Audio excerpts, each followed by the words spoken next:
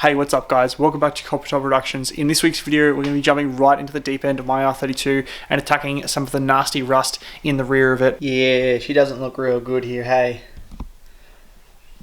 Especially up here and probably the worst part. Definitely the worst part, I should say. Those little holes through there. As you can see, it's looking pretty nasty. I think the windscreen might have to come out, but to see how it goes, you're going to have to stick around to the end. Question is, do I try and save the windscreen, or do I try and find another one? I definitely want to try and save it, just because if I can get it out and put it back in all in one piece, I mean, I'm far better off, right?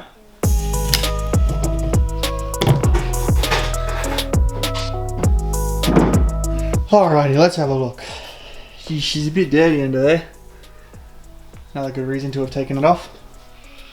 So after a few quick searches, I've sort of determined the best way to do it is they use a fiber like string, pull it back and forth like an old school saw, and they cut all the rubber around the whole thing, but we don't have any. So we're going to try and put a guitar string through that and see if we can maybe get a little bit of action on it going. I don't know, we're going to see what we can do.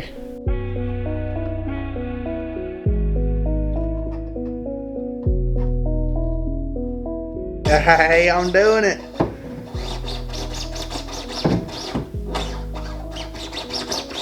I don't know how long this is going to work for, but we're going to see.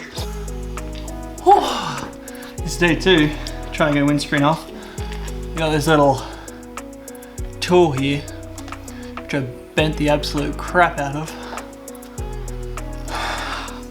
But we just cracked the last part of the seal on the rear windscreen, so it can come off now.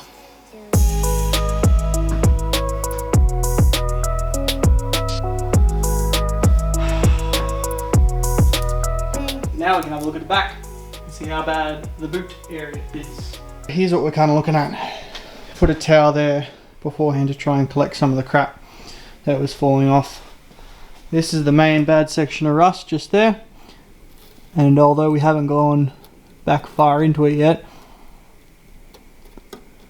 I mean, I can't really comment on it until I do. But yeah, this is first look. The top, which is where this main portion of rust was exposed that I wanted to get to and fix. I can't feel like, it doesn't feel like there's many holes there, but yeah, we'll have to see. I'll go around with a little blade and clean all of this off and have a look, see how bad she all is. Get into it. Yeah, that's not looking too good, eh?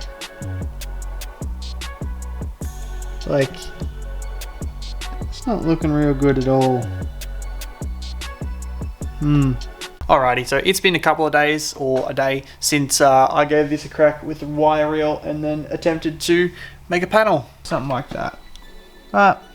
Or maybe more like that. And I've come to a conclusion that I have 3 options. A, attempt to weld in this little panel by myself and risk running a weld all the way down the panel. B, I can fill it in with some bog. Or C, I can have a mobile panel beater come out and weld a panel in there for me.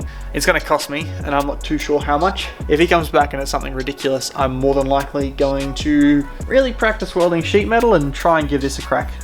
And then if that does fuck out, well, before it fucks out and makes everything worse, I'm going to bog it. Yeah. But you're going to have to wait for next week's video to find out which one I picked. That's it for this week's video.